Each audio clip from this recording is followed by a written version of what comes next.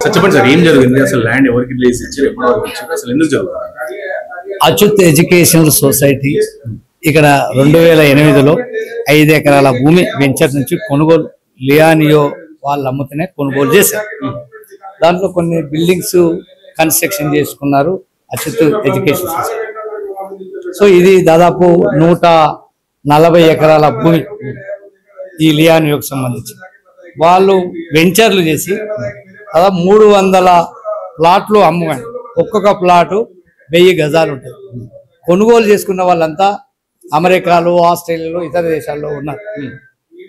ఈ మధ్యలో ఈ లియానియోకి సంబంధించినటువంటి వాళ్ళు కొంత బకాయి పడి బ్యాంకర్స్ ద్వారా ఇబ్బంది పడితే కొన్ని బిల్డింగ్లు బ్యాంకర్స్ ద్వారా సేల్ చేసి అప్పుడు సేల్ చేసే క్రమంలో రంజిత్ రెడ్డి మాజీ ఎంపీ, ఇప్పుడు కాంగ్రెస్ నాయకుడు, ఆయన బినామీతో ఎన్వి రామరాజు అనే అతను ఆయన పెట్టి దీన్ని తీసుకున్నాడు.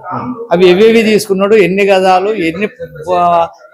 ఎన్ని బిల్డింగ్లు అనేది స్కెచ్ మ్యాప్ వేసి పెట్టాం. దాని డాక్యుమెంట్లు కూడా మేము పెట్టాం. అది కాకుండా ఇతర ప్రైవేటు ప్రాపర్టీలను, ఈ వెంచర్ యొక్క స్థలాలను, ప్లాట్లను, రోడ్లను కబ్జా చేయడంతో పాటు వాళ్ళ సెక్యూరిటీ సిబ్బందితో ఈ యొక్క Achyuta education society general secretary అయినటువంటి కపిల్ కుమార్ శర్మను, తర్వాత సిబ్బందిని మామూలను బెదిరిస్తూ భయాభ్రాంతులకు గురి చేస్తున్నారు. దానికి తోడుగా చాలా భయంకరమైన లీజ్ తీసుకున్నటువంటి అగ్రిమెంట్లు 66,000 చదరపు అడుగుల స్థలాన్ని 6,66,00,000 రూపాయలు బకాయి ఉంది. అది ఇవ్వాలని చెప్తే మా కపిల్ కుమార్ శర్మ మీదనే కేసు పెట్టారు. అది కాకుండా ఇన్ని గదాలుగా చదరపు అడుగులు కాదు, ఇది కేవలం 29,000 మాత్రమే అని ఒక ఫోర్జరీ డాక్యుమెంట్ సృష్టించి ఎన్సిఎల్టీలో వేయడం. అది వేయడం అంటే కోర్టును తప్పుదోవ పెట్టేయడం, రీలను తప్పుబట్టి చేయడం. అది చేయడానికి కూడా మా దగ్గర పూర్తి ఆధారం డాక్యుమెంట్ కూడా పెట్టాం. ఒక అగ్రిమెంట్ చేసుకున్నప్పుడు, ఒక స్టాంపు తీసుకున్నప్పుడు ఇవాళ నేను కొంటే రేపు అగ్రిమెంట్ చేసుకుంటాం, కానీ ఇవాళ కొంట 10 రోజుల ముందు అగ్రిమెంట్ చేసుకుంటాం. అంటే అగ్రిమెంట్ 10 రోజుల ముందు చేసుకోను, ఇవాళ కొంటే స్టాంపు 10 రోజులకి ఎట్లా దొంగ ఆడ దొరికి. దాంతో పాటు అగ్రిమెంట్ చేసినటువంటి వ్యక్తి సంతకం పెట్టాలి. అంటే ఇన్ని జరుగుతున్న అధికారులు ఇప్పుడు ఈ వ్యవస్థలో, ప్రజాస్వామ్య వ్యవస్థలో నిజాయితీగా, నీతిగా, నిర్భయంగా ఇచ్చే అధికారుల సంఖ్య చేళ్ల మీద లెక్క పెట్టవచ్చు. డబ్బు ఎవరు ఆశ పెడితే ఆ డబ్బుకు లొంగిపోయే వ్యవస్థ ఇప్పుడు కొనసాగుతున్నది. డబ్బు ప్రధానం, నీతి లేదు, నిజాయితీ లేదు, డాక్యుమెంట్ లేదు. అయితే కొంతమంది ఉన్నారు నిజాయితీ ఆఫీసర్లు ఆ పని చేస్తే వెంటనే ట్రాన్స్ఫర్ చేస్తారు, నోటీస్ ఇస్తే ఎడుకో పంపుతారు. ఇలాంటి వ్యవస్థలో నీతి నిజాయితీ కోసం ఈ సొసైటీ ఉన్న సెక్రటరీ కానీ టీం కానీ పనిచేస్తున్నది. తప్పనిసరిగా ఆ డాక్యుమెంట్ను ముందు పెట్టాం, పోలీస్ స్టేషన్లో వాళ్ళని కేసు పెట్టాం, రిజిస్టర్ అయింది. దాని మీద చర్యలు తీసుకోమని న్యాయ పోరాటం చేస్తున్నాం. దానికి తోడు కాంగ్రెస్ పెద్దలకు కూడా రిప్రజెంటేషన్ చేశాం, వారు స్పందించారు.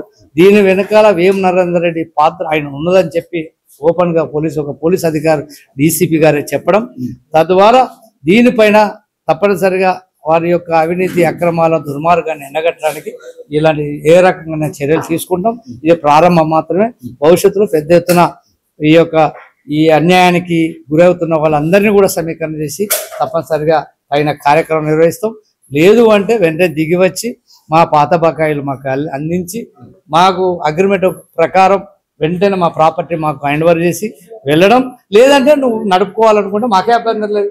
పరిస్థితులు రిజిస్టర్ యొక్క అగ్రిమెంట్ యాక్ట్ ప్రకారం మళ్ళీ అగ్రిమెంట్ చేసుకొని నువ్వు నడుపుకొని నెలలో మాకు ఇస్తే సరిపోయా. లేకపోతే నువ్వు అందులో వెంచర్లకు వచ్చేటువంటి ఆపుడు, రోడ్లు కబ్జా చేయడం, ప్లాట్లను కబ్జా చేయడం, గేట్లు పెట్టడం, ఇవన్నీ మానుకో. ఎప్పుడు కూడా దుర్మార్గం, దౌర్జన్యం ఎప్పుడు పనిచేయదు. దీనికి హైడ్రాకు మేము ఇంకా వెళ్ళలేదు. ఇది కేవలం దీని వెంచర్కి సంబంధించి, దీనికి సంబంధించి న్యాయ పోరాటం చేస్తున్నాం, చట్ట పరిధిలో చేస్తున్నాం. రేపు కలెక్టర్ని కలుస్తాం, ఇతర పార్టీలకు కలుస్తాం. ఈ లోపు సెటిల్ అయితే అయింది. కాకపోతే ఏం చేయాలో అతను ఏ రకమైనటువంటి బలహీన పరచడానికి కావలసిన దుర్మార్గాన్ని ఎండగట్టడానికి ప్రజల ముందు పెడతాం. ఆ రకంగా మేము సాధించి మేము న్యాయంగా గెలుస్తామనే విశ్వాసం మా సొసైటీకి ఉన్నది. ఇది కబ్జా అనేది కాదు, ఇది NCLT లో ఇంత ముందుకు దీనికి లోన్స్ ఉండేది. లియోనియా రిసార్ట్ కు లోన్స్ ఉండేది. అంటే దీని లాస్ లో నడవడం వల్ల లియోనియా రిసార్ట్ అనేది NCLT బ్యాంకర్స్ అందరు కలిసి వాళ్ళు మేనేజ్మెంట్ తీసుకొని వాళ్ళు నడుపుకుంటారు. ఆ లోన్లు కట్టే పరిస్థితి లేక దాన్ని యాక్షన్ పెట్టారు, నడవడం లేదు కాబట్టి యాక్షన్ పెడితే ఇలా రంజిత్ రెడ్డి యొక్క బినామీలు వాళ్ళందరూ కలిసి దీని యాక్షన్ లో కొన్ని ప్రాపర్టీస్ యాక్షన్ లో తీసుకోవడం జరిగింది. మాజీ ఎంపీ రంజిత్ రెడ్డి, చేవెళ్ళ మాజీ ఎంపీ, చేవెళ్ళని అనుకుంటున్నది రంజిత్ రెడ్డి, కొల్ల వ్యాపారి. అయితే ఆయన వచ్చి ఇక్కడ తీసుకోవడం జరిగింది. తీసుకున్న తర్వాత గిట్ట నడుస్తుంది, రన్నింగ్ చేస్తూనే ఉంది. మీద ఏడాది కింద లీజ్ తీసుకున్నారు, లీజ్ అయిపోయింది. ఎవరు కపిల్ శర్మ కాదు పాపం, ఆయనకి ఎవరు ఇక్కడ లోకల్ తెలియదు కాబట్టి మనం తెలుసుకుంటే మనం కన్సల్ట్ అయ్యిండు. కన్సల్ట్ ఆయనకు ఆలోచన ఏం చెప్పినాడు, ప్రెస్ మీట్ పెట్టన్నా, ఇక మనకు అవకాశం లేదు, ఉన్నది ఒకటే ఒక అవకాశం ప్రెస్ ద్వారా రేవంత్ రెడ్డి గారికి పోవాలి. మరి నిజంగా రేవంత్ రెడ్డి గారు ఉండరా, వాళ్ళ బ్రదర్స్ ఉండరా, మరి వేం నరేంద్రన్ ఉండా అనేది బయటకు వస్తుంది. ఇప్పుడు మనం ఒకవేళ లేకున్నప్పుడు మనం చెప్పినా కానీ తప్పుకు వస్తుంది. అంటే మనము వాళ్ళు చెప్పినా మనం చెప్తున్నాం, ఎవరు రంజిత్ రెడ్డి యొక్క మనుషులు, రంజిత్ రెడ్డి యొక్క సంస్థ నడిపిస్తున్న వాళ్ళు చెప్తున్నారు. వేం నరేంద్ర అన్న పేరు, కొండరెడ్డి అన్న పేరు, తిరుపతి రెడ్డి అన్న పేరు, రేవంత్ రెడ్డి గారి పేరు ముఖ్యంగా వాళ్ళు. అంటే ఈ సంస్థ తీసుకున్నాక రాజకీయ నాయకుల పేర్లు ఎందుకు వాడుతున్నారు ఇలా? మరి నిజంగా ఉన్నారా లేరా మీ తరపున తెలియాలి. ఉంటే అధికారులు మాకు సపోర్ట్ చేయరు, మేము కోర్టు ద్వారానే పోతాం, ఉద్యమ సంఘాలను లేపుకొస్తాం, రైతు ఉద్యమ సంఘాలను వాళ్ళని లేపుకొస్తాం. ఒకవేళ ప్రభుత్వం ఉంటే, లేకపోతే వెంటనే చర్యలు రేవంత్ రెడ్డి గారు తీసుకుంటారు. అంటే మీరు కేసు పెట్టడం కావచ్చు, కోర్టుకెళ్ళి లీగల్ పరంగా మీకు డిస్ప్లే చేయించి చూపించినాము. డిస్ప్లే ఇప్పుడు మా కపిల్ శర్మ గారు చూపించారు, డిస్ప్లే చేసి ఆయన ఏం చేసిండు, ఆయన ప్రాపర్టీ ఉన్న కెమెరాలు ఎత్తుకపోయారు. దాని మీద పోలీసు వాళ్ళు చర్యలు తీసుకుంటే దానికి ఇంతవరకు సమన్ చేసాం, దాని మీద చర్యలు తీసుకోలేదు, ఎలాంటి చర్యలు లేదు. పాపం ఆయనని ఒంటరి వాడు చేసి ఇతర రాష్ట్రస్తుడు అని చెప్పేసి అతను ఇబ్బంది పెట్టడం. ఇతర రాష్ట్రమైనా ఏ రాష్ట్రమైనా ఏ దేశమైనా, ఈ దేశంకి వచ్చి అది పోయి తెలంగాణ తల్లి ఒడిలోకి వచ్చి బిజినెస్ చేస్తుంటే ఆయన మీద ఇలాంటి ఇబ్బంది పెడితే ఊరుకునేది ఉండదు. కాలేజీ సంస్థ నడుస్తుండ్రు, ఆ సంస్థకు అలా మా లోకల్ వాళ్ళకు డిస్కౌంట్ గిట్ట మాకు మంచిగా ఇచ్చి మా పిల్లలకి గిట్ట ఉద్యోగాలు ఇచ్చాడు, కాలేజీలో చదువుకుంటే కూడా మంచి విధి విధంగా చూసుకుంది. కాబట్టి ఆయనకు వచ్చే ప్రాపర్టీ లీజ్ ఎంత ఉందో అంత ఇమ్మీడియట్లీ కట్టాలి. మరి ఆయన కాలేజీకి సంబంధించి దీన్ని మొత్తం గిట్ట ఇమ్మీడియట్లీ వెకేట్ చేయాలి. రంజిత్ రెడ్డి గారు నీ సంస్థకి చెప్తావా, నీ బినామీలకి చెప్తావా, నువ్వు వస్తావా, ఇమ్మీడియట్లీ గేట్లన్నీ రిమూవ్ చేయాలి. ఏ ప్లాట్ కాడ గిట్ట నువ్వు గేట్లు పెట్టొద్దు, నీ సమస్య పెట్టొద్దు, నీ తుపాకీ సెక్యూరిటీని బంద్ చేయించుకోవడం, లాఠీలు ఇవన్నీ పోలీసులు పట్టుకుని తిరుగుడు బంద్ చేసుకో. అవి గిట ఉంటే ఊరే మీద పడుతుంది, తరిమి కొట్టుడు ఖాయం. అధికారం ఉపయోగించే వంటి కూడా భయభ్రాంతులకు అధికారం ఉపయోగిస్తున్నావా, లేకపోతే నిజమే రేవంత్ అన్న ఉండా, మరి నిజంగానే అలా ఫ్యామిలీ ఉందా, నిజంగానే వేం నరేంద్రన్ ఉండా, మరి మాకు తెలియదు. వాళ్ళు చెప్తున్నారు నిన్ను బదనాం చేస్తున్నారు, మేమంటారు నిన్ను బదనాం చేస్తున్నారు అంటున్నాము. మరి ఆయన వాడుకొని ఆయన కోట సంపాదిస్తున్నాడు. మరి నీకు ఇస్తుండా ఇస్తాడా మాకు తెలియదు. మరి నీకు పోతున్నట్టే లెక్క వస్తుందా.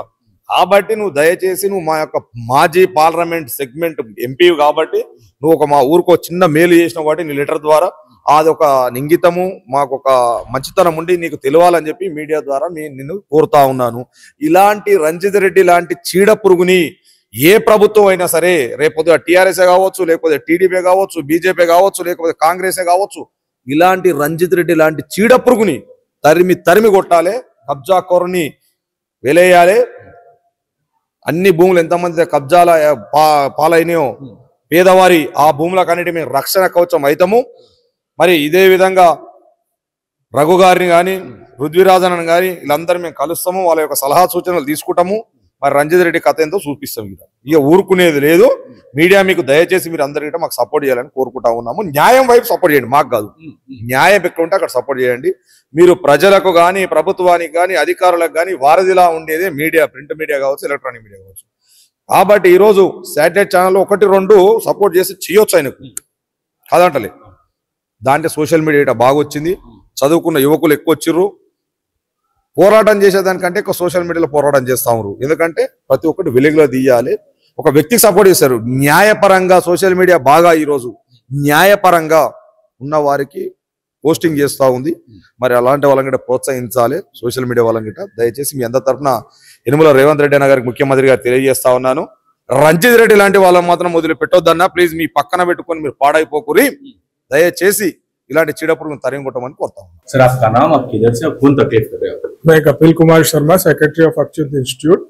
अभी क्या हुआ ना, हमने 2019 से हमारा एग्रीमेंट है लियोनिया के साथ में, वो एवरी ईयर कंटिन्यू रिन्यू होके आ रहे हैं। लेकिन प्रॉब्लम क्या हुआ कि सितंबर 24 को हमारा एग्रीमेंट एक्सपायर हो गया। एक्सपायर होने के बाद वो लोग खाली नहीं कर रहे वो लोग पेमेंट भी नहीं कर रहे और उसको रिन्यू भी नहीं कर रहे, और यहाँ तक कि क्लेम कर रहे हैं कि हमारा प्रॉपर्टी है। जो एग्रीमेंट 19 से अभी तक कंटिन्यू होके आया उसको भी वो लोग क्लेम कर रहे हैं। सो हमारा लगभग बकाया 6.61 करोड़ है, वो हमको आना चाहिए। प्लस हमारा रिन्यू, अगर उनको यूज करना है तो रिन्यू करो, नहीं है तो खाली कर दो हमको, उसमें हम किसी और को दे देंगे। यही हमारा मेन प्रॉब्लम है। तो ये इसके बारे में उनको बोले तो क्या बोल रहे हैं वो लोग कुछ भी नहीं बोल रहे। वो सीधा हम लोग जाके उधर रिक्वेस्ट किया खाली करने के लिए। खाली करने के रिक्वेस्ट करने के टाइम पे वो पुलिस को बुला के हमारे ऊपर केस बुक करा रहे, हमारे ऊपर। वो बोल रहे कि आके यहाँ पे मारपिटाई किया, हमको धमकाया, हमको ताले के अंदर कमरे में बंद कर दिया। हमारा प्रॉपर्टी हम लोग जाके रिक्वेस्ट किया था, वो भी वीडियो के साथ में गया हूँ मैं, वीडियो कैमरा में पूरा रिकॉर्डिंग है। कहीं पे बिल्कुल प्यार से, सर आपका एग्रीमेंट एक्सपायर हो गया, आप खाली कर दो, अपना मैनेजमेंट से बात करो, आपको कहाँ पे रहना है। इतना रिक्वेस्ट किया तो भी हम लोग उधर जाके मारपिटाई करे जैसा बोल के हमारे ऊपर केस रजिस्टर कर रहे हैं। मेरा बिना स्टेटमेंट के वो केस में चार्जशीट भी फाइल कर रहे हैं कि मैं वो जाके किया हूँ। इससे ज्यादा बेकार क्या हो सकता है न्याय व्यवस्था में आज के टाइम में। फिर आप police complaint, return complaint file नहीं करेगा? पुलिस कंप्लेंट हम फाइल किए, फर्स्ट को दिए, एफआईआर हो गया था हमारे ऊपर ऑलरेडी, नहीं लिए, फिर 7 को दिए, 21 को दिए। ऐसा हम रिप्रेजेंट देते हमारा 25 अप्रैल को जाके एक एफआईआर बुक हुआ 357। उसमें भी क्या है, जो हमारा प्रॉपर्टी है खाली कर दो, हमारा रिन्यू करना है तो रिन्यू कर लो, हमारा इतना बकाया है ये दे दो। उसके बाद में क्या हुआ, जब एग्रीमेंट नहीं है ना वहां पे, तो अभी वो प्रॉपर्टी तो हमारा है, कल को अगर उधर कुछ भी गलत हो गया तो हमारे ऊपर रेस्पॉन्सिबिलिटी आता है। तो हमने क्या किया, चारों तरफ सीसीटीवी लगाने का काम शुरू किया। सीसीटीवी लगाने के लिए भी रोक दिया गया हमको।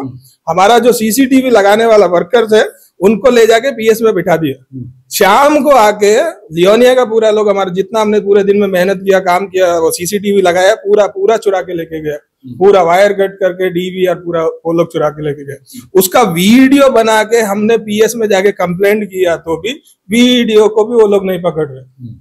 उसमें कोई केस में इन्वेस्टिगेशन नहीं कर रहे, कोई भी आगे को तो बढ़ ही नहीं रहे। वहां का अगर उनकी तरफ से एफआईआर होता है तो एफआईआर 1 घंटे में हो जाता है, चार्जशीट 1 महीने में हो जाता है। हमारी तरफ से 100% वैलिड डॉक्यूमेंट के साथ में देने के बाद, वीडियो प्रूफ देने के बाद, प्रॉपर प्रूफ देने के बाद भी कोई इन्वेस्टिगेशन भी होने के लिए तैयार नहीं है।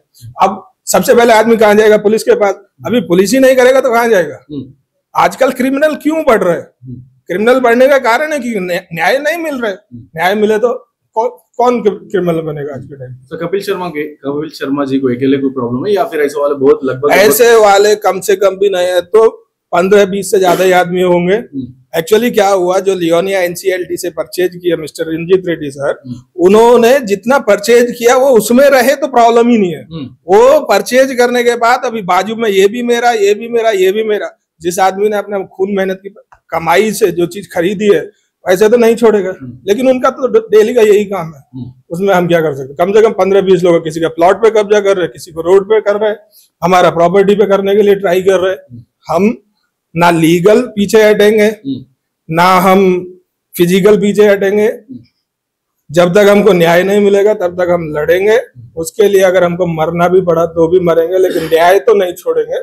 ये मेरा कारण। सरकार को क्या अपील कर रहे हैं? सरकार से मिस्टर हमारा सीएम रेवंत रेड्डी अन्ना से एक ही दरख्वास्त है, हमको न्याय मिलना चाहिए, हमारा पैसा हमको मिलना चाहिए, हमारा प्रॉपर्टी हमको मिलना चाहिए। और ऐसे लोगों को अगर तुम लोग पार्टी में रखे कंटिन्यू, आपका नाम खराब हो रहा है। हमको पता है आप बहुत अच्छे आदमी है, लेकिन इन लोगों की वजह से आपका नाम खराब हो रहा है, उसको सस्पेंड कीजिए इमीडिएटली। यही हमारी रिक्वेस्ट है।